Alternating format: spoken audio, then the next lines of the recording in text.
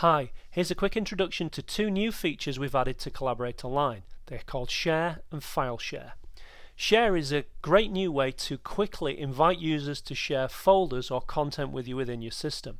The Share button is available at the top of every folder and it's only visible to system administrators.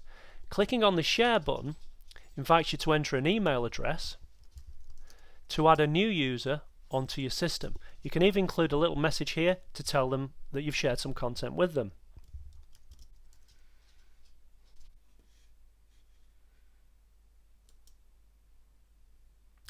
If the user already exists in the system, this simply gives them permission to view that folder.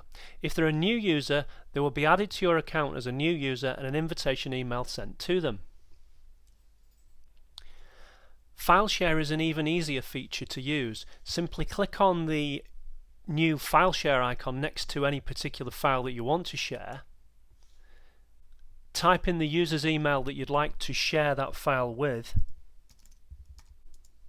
Type in any message that you'd like to add to your email and simply click on Send Email. The system will then send an email with a link to the file to the user's email address you've just entered. He won't have to log into the system, he'll be able to simply click on a link in that email and download the file.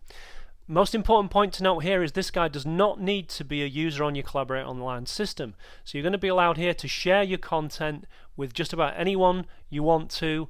It's a one-time only link that they'll get and it will expire after the preset time that's entered in here. 2,880 minutes is 48 hours. You can adjust that higher or lower to whatever value you like. Simply click on Send Email and your contact will receive the email linking him to the file. A word of warning about the File Share button: you obviously could share any of your content with any users inside or outside your system, and for that reason we ask you to use it with caution.